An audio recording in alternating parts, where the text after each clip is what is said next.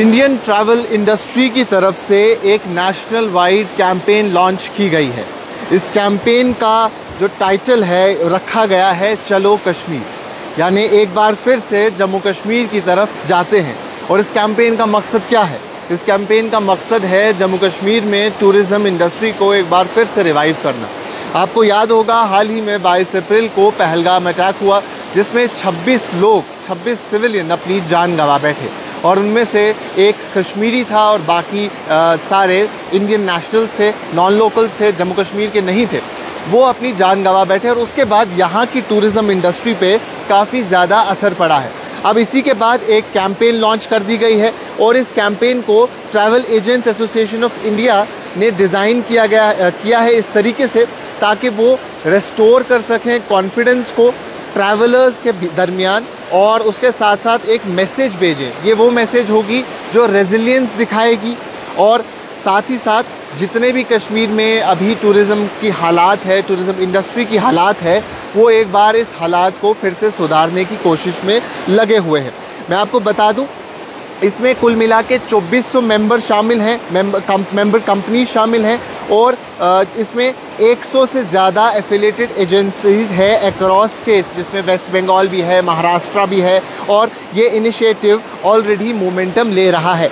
जो इनका जो प्रेस स्टेटमेंट हाल ही में आया उसमें इन्होंने कहा कि हम चाहते हैं कि जम्मू कश्मीर में टूरिज़्म को एक बार फिर से बहाल किया जाए, उसे एनकरेज किया जाए और जो हम चाहते हैं इसके ज़रिए हम लोकल लाइवलीहुड को सपोर्ट करें और एक मैसेज भेजें रेजिलियंस की, यूनिटी की और होप की।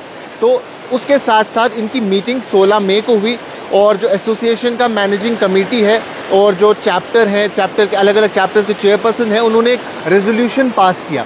उस यूनानिमस रेजोल्यूशन में क्या लिखा था?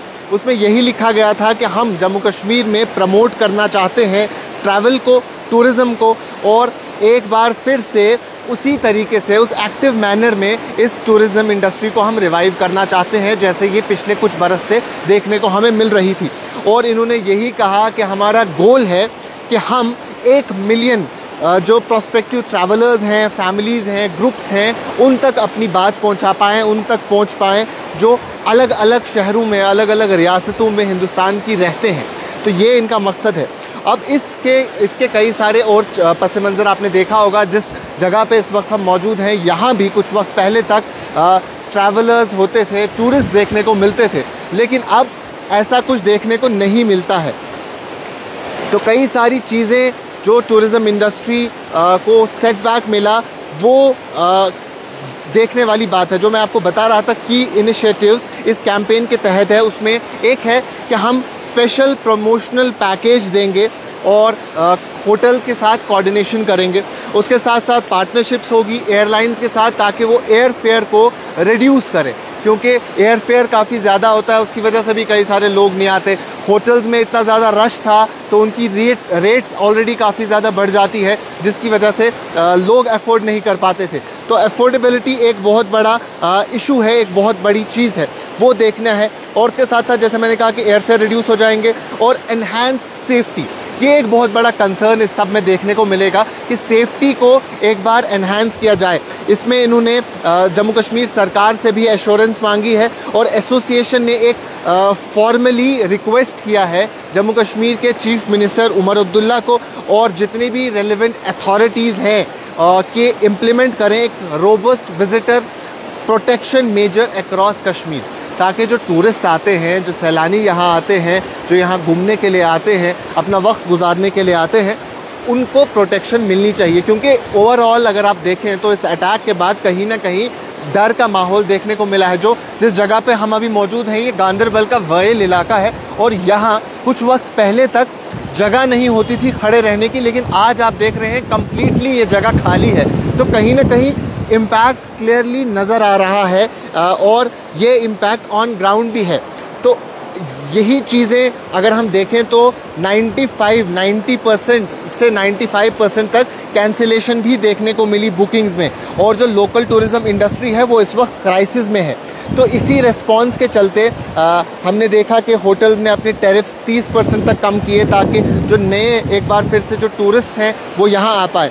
जो यहाँ के ट्रैवल एजेंट्स एसोसिएशन के जनरल सेक्रेटरी है सजाद अहमद, उन्होंने कहा कि ऐसे जेस्चर्स इमिडिएटली तो हमें वापस टूरिज़्म के उस मैप पे नहीं लाएंगे, ऐसे जेस्चर्स की वजह से इमिडिएटली तो कुछ नहीं होगा, लेकिन हम होपफुल हैं कि तकरीबन 30% के आसपास रिवाइवल हमें अगले कुछ महीनों में देखने को मिलेगा। तो वो एक इम्पॉर्टेंट चीज़ है कि अभी जो ऑन ग्राउंड स्टेटस है, कई सारे होटल्स ऐसे हैं जहां ज़ीरो बुकिंग आपको देखने को मिलती है, क्योंकि तकरीबन कैंसिलेशन अप टू 95% हुई है। ये एक बहुत बड़ा एरिया ऑफ कंसर्न है। और उसके साथ साथ मैं आपको बता दूं, जो सेटबैक है वो इस साल तो हुआ, लेकिन तकरीबन 5.25 लाख के आसपास टूरिस्ट अभी तक भी आए थे, जो पिछले महीने तक की अगर हम बात करेंगे। और अगर 2024 की बात करें तो 2.36 करोड़ विजिटर्स जम्मू कश्मीर आए हैं, जिसमें 65,000 फॉरेन टूरिस्ट हैं।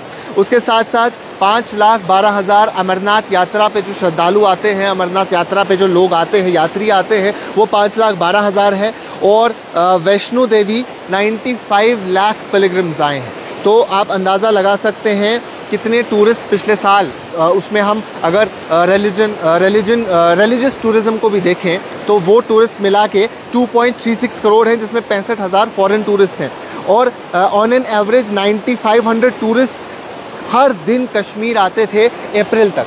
तो 9500 टूरिस्ट यानी तकरीबन 10,000 टूरिस्ट हर दिन अप्रैल के महीने तक, इस अटैक तक कश्मीर आया करते थे। लेकिन अब इसमें हमें काफ़ी कमी देखने को मिली है। वहीं अगर आप एयरपोर्ट पे भी देखें तो जो रश पिछले महीने तक 22 अप्रैल से पहले तक हुआ करता था वो नहीं है। जो बुकिंग्स हुआ करती थी वो ओवरऑल देखने को नहीं मिलती। होटल्स के प्राइस कम हो गए हैं, टूरिस्ट डेस्टिनेशन खाली है। अगर आपने अलग अलग जगहों के वीडियो देखे होंगे, शहर श्रीनगर में जो मुगल गार्डन्स हैं वो खाली देखने को मिलते हैं। दत्तपथरी एक तरफ से जो एक बहुत बड़ा और फेमस पिकनिक स्पॉट था, वो पिछले कुछ वक्त से सुनसान पड़ा हुआ है, खाली पड़ा हुआ है। जहां गंडोला के लिए अर्ली मॉर्निंग से लाइन लगा करती थी और अब वहां वो लाइंस देखने को नहीं मिलती है। तो ओवरऑल टूरिज़्म इंडस्ट्री पे इम्पैक्ट हुआ है इस अटैक के बाद। और इसी के चलते चलो Kashmir, let's revive the tourism in Jammu and Kashmir, ये कैंपेन लॉन्च कर दी गई है और ये नेशनल वाइड कैंपेन है।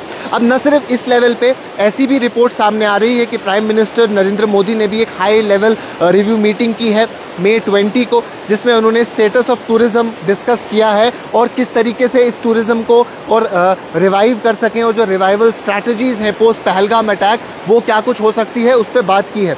उसके साथ साथ अगर वेस्ट बंगाल की बात करें तो जो वेस्ट बंगाल चैप्टर है इस कैंपेन का, ख़ास तौर पे वहाँ तकरीबन 100 ट्रैवल कंपनीज़ है जो एक्टिवली इस पे काम कर रही है। और चलो कश्मीर बैनर के तहत जिनके पास तकरीबन 4 लाख डोमेस्टिक टूरिस्ट एनुअली उनकी एजेंसीज़ के थ्रू जाते हैं, जिसमें से 40,000 पिछले साल कश्मीर आए थे। जो कश्मीर बॉन्ड है वो 40,000 लोग हैं।